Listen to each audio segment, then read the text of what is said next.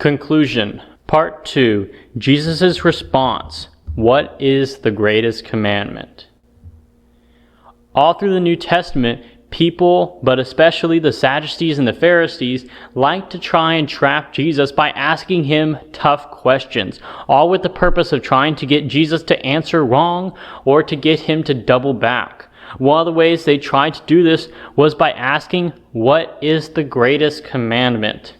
There's an estimated 613 different commandments or laws that can be found all throughout the Bible. Due to this, these Pharisees and Sadducees were trying to get Jesus to say, what is the most important one?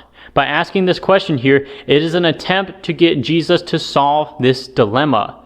They would often try and debate which commandments were more weightier or more significant.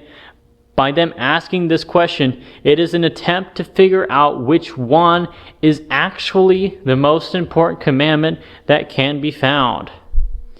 Flipping your Bibles over to Matthew chapter 22, verses 36 through 39, in which it says, Master, which is the great commandment in the law? Jesus said to him, You shall love your Lord, your God, with all your heart, with all your soul, with all your mind. This is the first and great commandment. The second is like it. Thou shalt love your neighbor as yourself.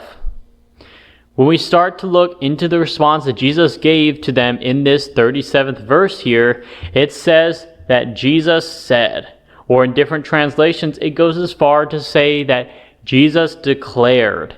It gives an authoritative response to the question about which is the greatest. By this declaration that was given, it is not simply just an opinion, but it is a definitive statement. We are able to see that he is able to give this answer to them because of his role that he has as a teacher and a prophet. This response that we can see Jesus gave was one that was a direct quotation from Deuteronomy chapter 6, verse 5. Through this, it is able to emphasize the monotheistic belief that God is the one true God. However, it is also able to show the personal relationship that we are supposed to have with God.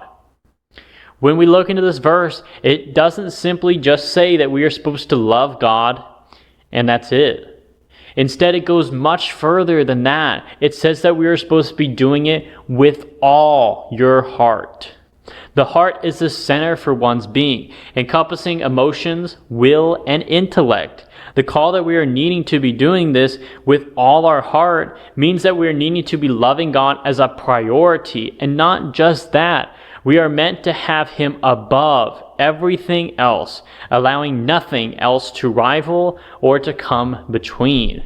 All this is done to reflect the first of the 10 Commandments, which calls for an exclusive devotion to God alone, found in Exodus chapter 20, verse 3. However, it doesn't just stop there at the heart. It also goes to say that we are needing to be doing it with our soul too.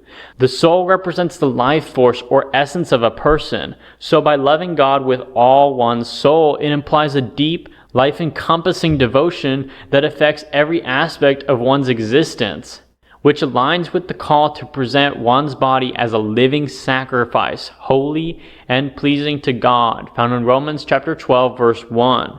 Whenever we look into this 38th verse, it uses the term first.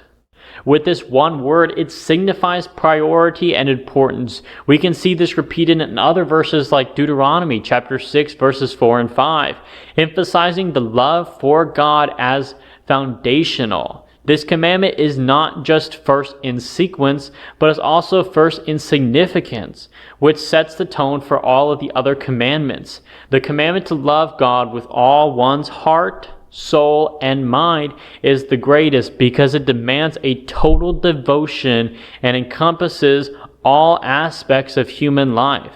It echoes the same theme in verses found like Mark chapter 12, verses 29 through 30.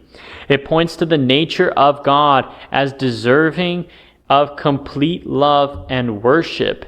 If we are truly loving God with all of our heart and soul, then we should be following his commandments and everything else that God has given to us.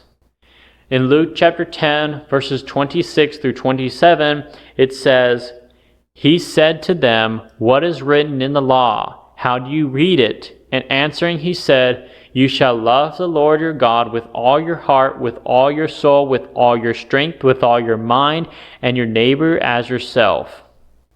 In these couple of verses found over in Luke, we can see that we are needing to be loving God with our heart, soul, strength, and mind.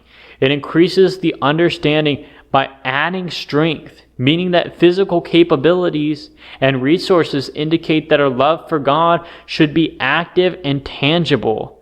And then finally, mind, representing intellect and understanding, suggesting that faith is not just blind, but instead informative and thoughtful. All of this points to exactly how we are needing to be loving God with everything that we could possibly give to Him.